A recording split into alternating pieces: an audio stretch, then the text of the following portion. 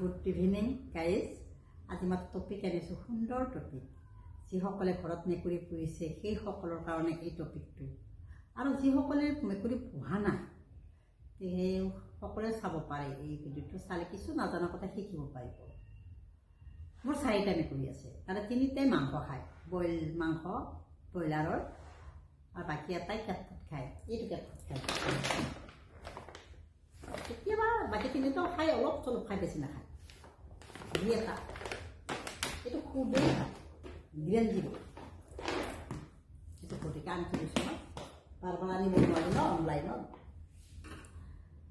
এতিয়া মূল কথালৈ আহোঁ যে আমি পোহনীয়া মেকুৰীক কেঁচা মাংস খুৱাব পাৰোঁনে নোৱাৰোঁ, সেই বিষয়ে ক'বলৈ ওলাইছোঁ। আমি পোহনীয়া মেকুৰীক কেঁচা মাংস কেতিয়াও খুৱাব নালাগে। বিভিন্ন ধৰণৰ স্বাস্থ্যজনিত সমস্যা আহিব পাৰে। মূল কাৰণবিলাক জনাই আছোঁ। 1 নম্বৰ হৈছে বেক্টেৰিয়াৰ সংক্ৰমণ। কেঁচা মাংসত চালমনেলা, লিষ্টেৰিয়া, ইকোলাই আদি ক্ষতিকাৰক বেক্টেৰিয়া থাকে। সিহঁতে মেকুৰীৰ বিভিন্ন ধৰণৰ পেটৰ সমস্যা কৰে, বিশেষকৈ বমি, ডায়েৰিয়া, পেটৰ বিষ ইত্যাদি। সেইকাৰণে দিব নালাগে। 2 নম্বৰ কাৰণ হৈছে পৰজীৱীৰ সংক্ৰমণ। কেঁচা মাংসত টক্সোপ্লাজমা কণ্ডাই নামৰ এবিধ পৰজীৱী থাকে। এই পৰজীৱীটোৱে টক্সোপ্লাজমোচিছ ৰোগৰ সৃষ্টি কৰে, মেকুৰীৰ কৰে, আৰু ই মানুহৰ গালো আহে। সেইটো কাৰণে কেঁচা মাংস দিব নালাগে। 3 নম্বৰ হ'ল, আমি যেতিয়া কেঁচা মাংস হেণ্ডেল কৰোঁ মেকুৰী, পোহনীয়া মেকুৰী, তেতিয়া সিহঁতে খায়। সিহঁতে খোৱাৰ পিছত মাংসত থকা বীজাণুটো এই মুখৰ লালুটিবিলাকত লাগি থাকে। মেকুৰী গোটেই ঘৰটোতে ঘূৰি থাকে, তেতিয়া সিহঁতৰ লালুটিবিলাক উৎটোত ফুৰি থাকে, ফুৰি যায়। মেকুৰীৰ লালুটি পৰেই, তেতিয়া এই বীজাণুবিলাক স্প্ৰেড হয় আৰু মানুহৰ সংস্পৰ্শলৈ আহে, আৰু তেতিয়া এই মানুহক বহুত ক্ষতিসাধন কৰে।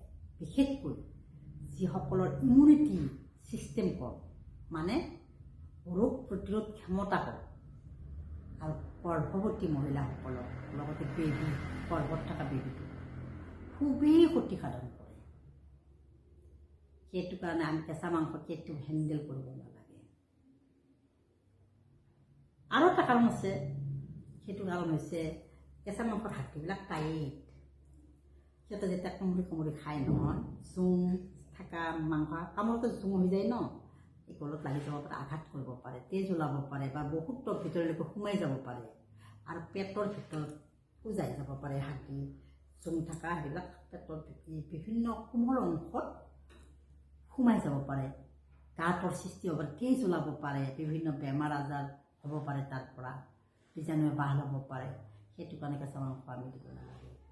মেকুৰীটোৰ কাৰণেও বহুত মেকুৰী এনেকৈ মৰেও, দিব নালাগে।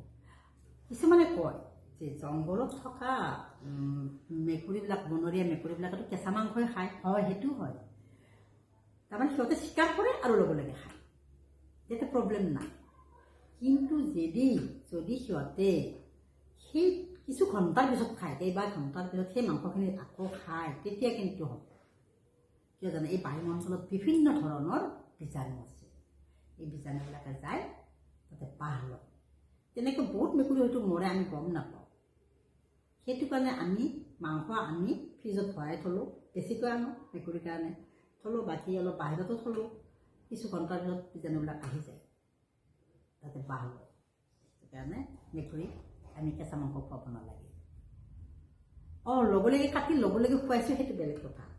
লগে লগে কি কৰিব লাগে জানানে, পানীত ভালকৈ ধুই, পানীত টেষ্টটো থাকেতো, টেষ্টটো খুৱাব নালাগে। টেষ্টত বিভিন্ন ধৰণৰ বেমাৰ থাকে,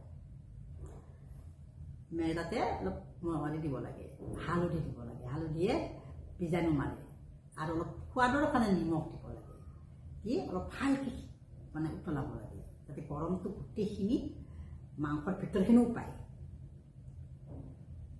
তেতিয়া সেই মাংসটো খোৱালে কোনো প্ৰব্লেম নাই। আৰু বেছি সিজিলে কিন্তু মেকুৰীয়ে নাখায়, মেকুৰী কেঁচা মাংসহে ভাল পায়। সেইকাৰণে কমকৈ সিজিব দিব লাগে, কিন্তু তাপটো যাতে সকলোৱে পায়, ভিতৰলৈকে পায়, তেতিয়া প্ৰব্লেম নাই, সেই মাংসটো খাব পাৰি। গতিকে আমি এটা ভাল কথা আজি আলোচনা কৰিলোঁ। আপোনালোকে মোৰ এই ভিডিঅ'টো চালে উপকৃত হ'ব বুলি মই ভাবোঁ। মোক অলপ ছাপোৰ্ট কৰিব, পৰৱৰ্তী ভাল ভিডিঅ' আনিম।